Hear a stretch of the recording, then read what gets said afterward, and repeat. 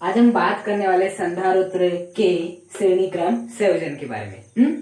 देखो हम क्या करेंगे, संधारित्र का संयोजन करेंगे। सबसे पहले हम जानने का प्रयास करते हैं कि हम संधारित्र का संयोजन करते क्यों। हाँ, जैसे कि हम मान लेते हैं ये आपका पहला संधारित्र हो गया, जिसकी धारिता कितनी है आपकी 2 फैराड है, और ये हो गया आपका दूसरा संधारित्र और इसकी जो धारिता है वो कितनी आपकी 2 फैराड है। अब आपको काम में 2 फैराड का संधारित्र नहीं लाना है और 2 फैराड के संधारित्र को भी काम में नहीं लाना है। आपको एक ऐसे संधारित्र को काम में लाना है जिसकी जो धारिता होनी चाहिए वो होनी चाहिए आपकी 1 फैराड। वो कितनी होनी चाहिए? 1 फैराड होनी चाहिए। आपके पास 2 फैराड का संधारित्र है, 2 फैराड का संधारित्र, लेकिन आपको इसकी कोई आवश्यकता नहीं है। आपको जो आपको कार्य मिला है उसमें 1 फैराड के संधारित्र का उपयोग करना है। तो आपके पास यहाँ पर 2 ऑप्शन बचते हैं। 1 फैराड का संधारित्र को यदि प्राप्त करना है तो पहला ऑप्शन, आप मार्केट जाइए, मार्केट से जाके 1 फैराड का संधारित्र खरीद के ला लीजिए और काम में ला लीजिए। या दूसरा तरीका है, आप उसका क्या कर दो, संयोजन कर दो। तो हम संधारित्र का सबसे पहली बात तो संयोजन क्यों करते हैं, जो हमें संधारित्र दिए हुए हैं वो संधारित्र की यदि धारिता से हम संतुष्ट नहीं है और उन संधारित्र की सहायता से ही अपना इच्छित संधारित्र प्राप्त करने के लिए हमें प्राप्त करना था 1 फैराड, तो हम क्या करेंगे, संयोजन के द्वारा इन दोनों संधारित्र को काम में लेंगे और इनसे इच्छित धारिता का संधारित्र हम प्राप्त करेंगे। मतलब कि दिए हुए संधारित्र से अपनी इच्छित धारिता का संधारित्र प्राप्त करने के लिए हम किसका उपयोग करते हैं? संधारित्रों के संयोजन का उपयोग करते हैं। अब संधारित्र का संयोजन 2 प्रकार से होता है, एक होता है श्रेणी क्रम और एक होता है आपका समांतर क्रम। तो सबसे पहले आज की वीडियो में हम क्या देखने वाले हैं, संधारित्रों का श्रेणी क्रम संयोजन किस प्रकार से किया जाता है। जैसे कि नाम से समझ में आ रहा है कि इसमें संधारित्र को हमें श्रेणी क्रम में लगाना होगा। तो मैं 3 संधारित्र ले लेता हूँ। ये हो गया आपका पहला संधारित्र, ये हो गया आपका दूसरा संधारित्र और ये हो गया आपका तीसरा संधारित्र। यहाँ पर हम 2 भी ले सकते, 4 भी ले सकते, 5 भी ले सकते। मैंने यहाँ पर कितने संधारित्र लिया हूँ?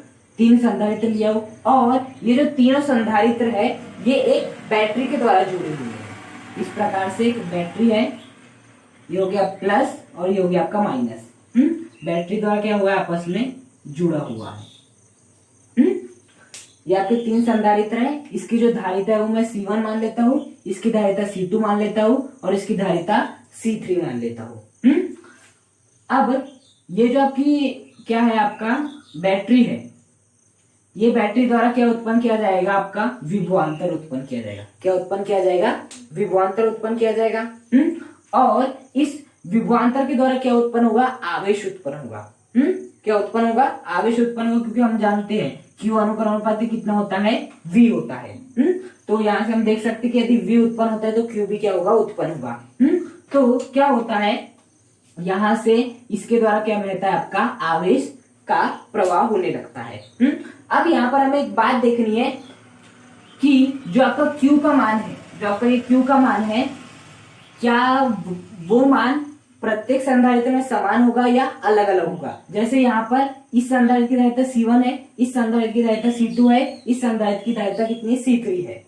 तो क्या उसी प्रकार से इस संधारित्र में से जो आवेश गुजरेगा वो Q1 होगा, इसमें से Q2 होगा, इसमें से Q3 होगा, या तीनों में समान होगा। हमें सबसे पहले वो देखना है। हाँ, तो देखो हमेशा याद रखना एक बात, यदि आपका रास्ता एक समान रहता है, क्या रहता है, रास्ता एक ही रहता है, सब बदलता नहीं है, तो आवेश का मान हमेशा क्या रहता है, समान रहता है। मतलब इस संधारित्र में से जितना आवेश गुजरेगा उतना ही आवेश इसमें से भी गुजरेगा, उतना ही आवेश इसमें से भी गुजरेगा। तो इसमें से जो आवेश गुजरेगा वो भी Q गुजरेगा, इसमें से भी Q गुजरेगा और इस संधारित्र में से भी Q आवेश ही गुजरेगा। क्योंकि आपका रास्ता नहीं बदल रहा है। और यदि रास्ता मान लो ऐसा हो जाए तो यहाँ से तो Q बह रहा है लेकिन यहाँ से आपका Q1 बहेगा।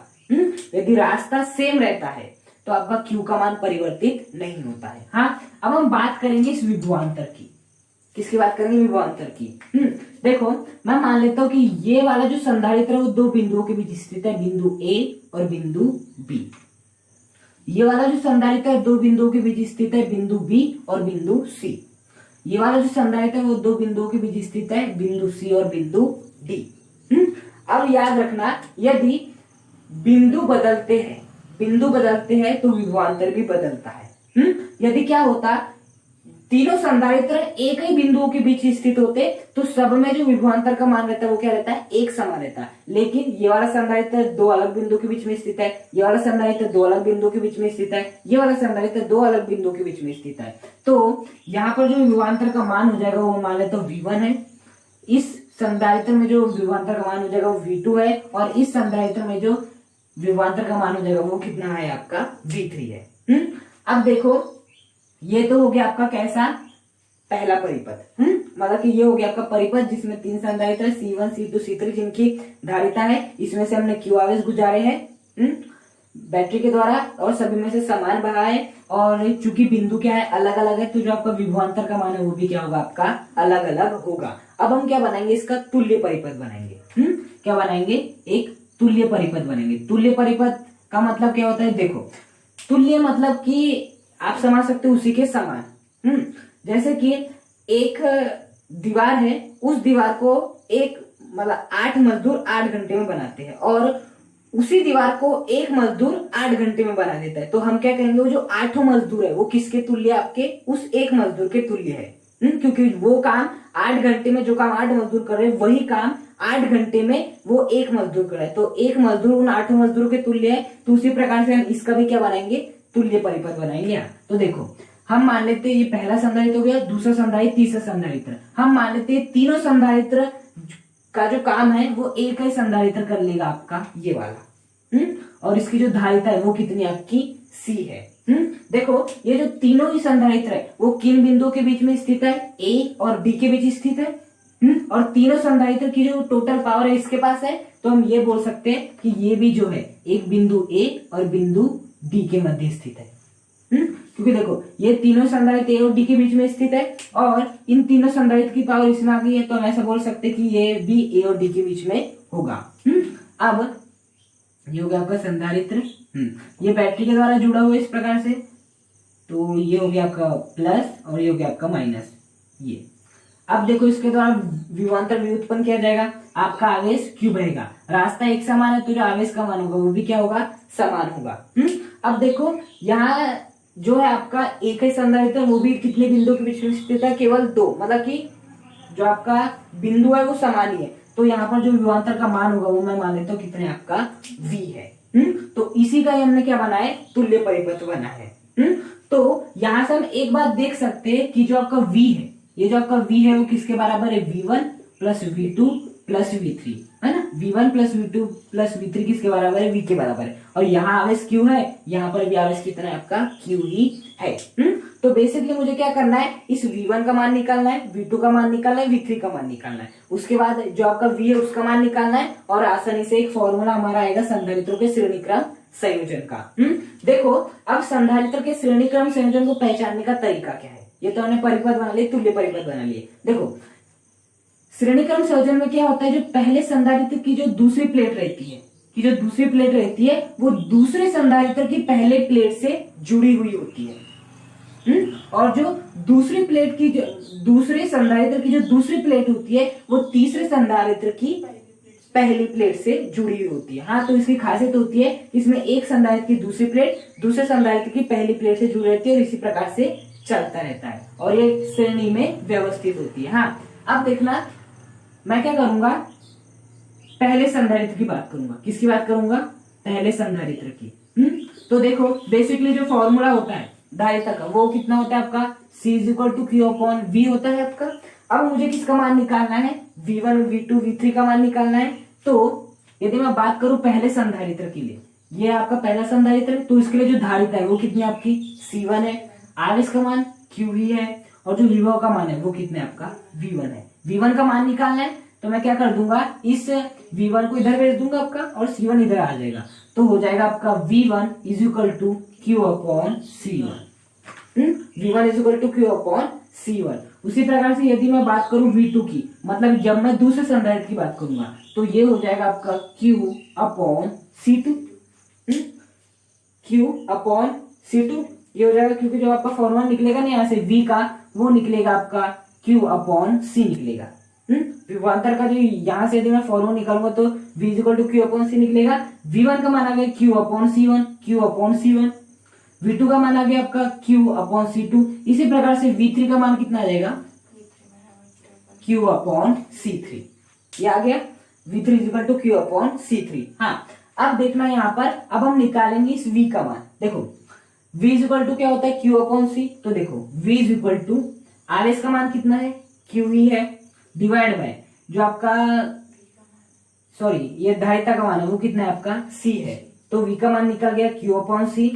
ये हो गया पहले संधारित्र के लिए V1, ये हो गया आपके दूसरे संधारित्र के लिए V2 और ये हो गया आपके तीसरे संधारित्र के लिए V3। अब हम क्या करेंगे, इन मानों को यहाँ पर पुट कर देंगे। तो देखना क्या हो जाएगा, इन सभी मानों को मैं यदि मैं वहां पर पुट करूं तो V का मान कितना है हमारा, Q अपॉन C है, इज इक्वल टू V1 का मान कितना था, Q अपॉन C1, V2 का मान कितना था, V3 का मान कितना था, C3। देखो यहाँ पर भी Q है, यहाँ पर भी Q है, यहाँ पर भी Q है। सबसे मैं Q कॉमन ले लेता हूँ तो Q upon C is equal to हो जाएगा, Q मैंने बाहर ले लिया, अंदर बच जाएगा 1 अपॉन C1 धन 1 अपॉन C2 धन 1 अपॉन C3। देखो Q से ये Q क्या हो जाएगा, कैंसल। तो फाइनली जो हमारा फॉर्मूला आ जाएगा वो आ जाएगा 1 upon C is equal to 1 upon C1 धन 1 अपॉन C2 धन 1 अपॉन C3। यहाँ तो केवल कितने थे, 3 संधारित्र थे, तो धारिता का मान क्या आया, 1 अपॉन C1 धन 1 अपॉन C2 धन 1 अपॉन C3। यदि 4 रहते तो 1 अपॉन C4, 5 रहते तो 1 अपॉन C5, यदि n रह जाते तो क्या आता 1 अपॉन Cn। और ये जो C है ना, ये C नहीं है, ये क्या है आपका C तुल्य है, क्योंकि ये तुल्य परिपथ की धारिता है तो ये C तुल्य है। मतलब यही होता है आपका अभीष्ट फॉर्मूला। संधारित्र का जब हम श्रेणी क्रम संयोजन करते हैं तो जो धारिता का जो फॉर्मूला होता है 1 अपॉन C तुल्य is equal to 1 upon C1 धन 1 अपॉन C2 धन 1 अपॉन C3 धन 1 upon C4 dash 1 upon Cn। मतलब हम कह सकते हैं कि जब हम किसी भी संधारित्र को श्रेणी क्रम संयोजन में संयोजित करते हैं तो जो तुल्य धारिता का, ये क्या है तुल्य धारिता, तुल्य धारिता का व्युत्क्रम, व्युत्क्रम का मतलब होता है उल्टा। तो देखो तुल्य धारिता कैसी होती है, ऐसी होती है आपकी तुल्य धारिता। अब मैंने क्या ले लिया 1 अपॉन C तुल्य, मतलब ये हो गया तुल्य धारिता का व्युत्क्रम। तुल्य धारिता का व्युत्क्रम श्रेणी क्रम में जुड़े हुए सभी संधारित्र की धारिता, ये हो गई धारिता, सभी संधारित्र की धारिता के व्युत्क्रम, व्युत्क्रम का मतलब उल्टा 1 अपॉन C1 व्युत्क्रम, व्युत्क्रम के योग के बराबर होती है। मतलब कि जब हम संधारित्र को श्रेणी क्रम में संयोजन करते हैं तो तुल्य धारिता का व्युत्क्रम श्रेणी क्रम में जुड़े हुए सभी संधारित्र की धारिताओं के व्युत्क्रम के योग के बराबर होती है। यही आपकी क्या होती है, आपकी संधारित्र का श्रेणी क्रम संयोजन। और याद रखना एक बात कि संधारित्र के श्रेणी क्रम संयोजन में जो है आपका जो आवेश है वो क्या रहता है, आपका नियत रहता है। हाँ, अब बताओ यदि आवेश नियत रहता है तो यहाँ से एक बात दे सकते हैं, C का फॉर्मूला Q अपॉन V रहता है, आवेश नियत है मतलब कि ऐसा बोल सकते हैं C अनुक्रमानुपाती 1 अपॉन V, क्योंकि आवेश आपका नियत है। तो C अनुक्रमानुपाती 1 अपॉन V, अर्थात V का मान जितना कम होगा धारिता का मान उतना ही ज्यादा आएगा, और V का मान जितना अधिक होगा C का मान उतना ही कम आएगा। ये बात हुई। अब देखो जैसे कि मैंने आपको एक एग्जांपल दिया था कि हमने क्या लिए थे, एक हमने संधारित्र लिए थे जिसकी धारिता थी 2 फैराड, दूसरा संधारित्र लिए थे जिसकी धारिता भी थी 2 फैराड। अब हमें एक ऐसे संधारित्र चाहिए था जिसकी जो धारिता होनी चाहिए वो कितनी चाहिए थी, 1 फैराड। तो देखो इसकी सहायता से हम ऐसा कर सकते हैं। हाँ, कैसे, 1 अपॉन C1 का मान क्या है, 2 है, 2 प्लस 2 संधारित्र तो केवल 1 अपॉन C1 धन 1 अपॉन C2 आएगा, दूसरे संधारित्र की धारिता 2 थी। अब इसे हम जोड़ देते हैं, एलसीएम कितना आ जाएगा 2, 1 plus 1 2 upon 2 is equal to 1, और हमें चाहिए था, मतलब यदि वैसे हमारे पास 2 संधारित्र दिए रहते जिनकी धारिता 2 है और हमें उससे क्या प्राप्त करना रहता, 1 फैराड का प्राप्त करना रहता, तो हम उन्हें श्रेणी क्रम में जोड़ देते, हमें वैसा संधारित्र प्राप्त हो जाता। हाँ, तो देखो ये तो हो गया आपका संधारित्र का श्रेणी क्रम संयोजन। अब और एक खास बात है जिसे हम क्या कर लेते हैं, देख लेते हैं। देखो संधारित्र के श्रेणी क्रम संयोजन की एक खास बात होती है, जैसे कि मैंने मान लिया C1 का मान कितना है आपका 1 फैराड है, C2 का मान कितना है 2 फैराड है, और C3 का मान है 3 फैराड। मतलब पहले संधारित्र की धारिता 1 फैराड, दूसरे संधारित्र की 2 फैरेड, तीसरे संधारित्र की 3 फैरेड। अब यदि मुझे तुल्य निकालना हो तो तुल्य निकालने के लिए 1/c तुल्य इज इक्वल टू 1/c1 धन 1/c2 धन 1/c3। तो 1/1 धन क्या आ जाएगा 1/2 धन 1/3 c1 c2 c3। देखो अब 3 2 1 इसका एलसीएम कितना होता है 6।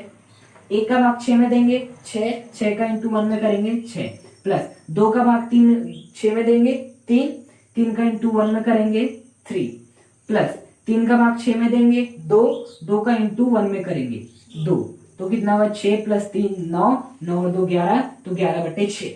अब यहाँ पर एक बात याद रखना 11/6 किसका मान है 1/c तुल्य का मान है।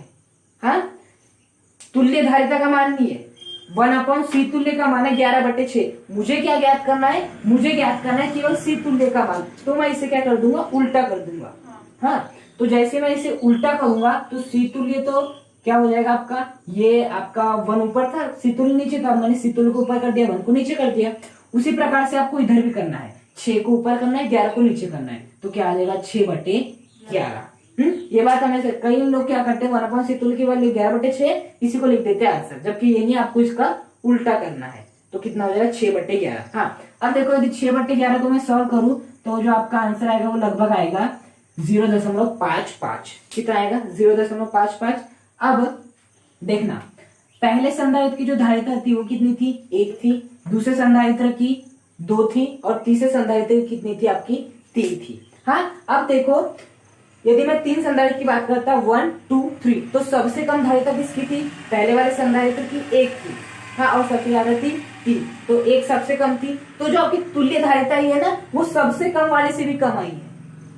सबसे कम वाला कितना 1 है उससे भी कम आई 0.5 मतलब कि उसका आधा गई है। तो संधारित्र के श्रेणी क्रम संयोजन की एक बात होती है कि इसमें यदि हम तुल्य धारिता का मान निकालते हैं तो जिस संधारित्र की धारिता सबसे कम होती है उससे भी कम आती है आपकी तुल्य धारिता। तो ये हो गया आपका संधारित्र का श्रेणी क्रम संयोजन।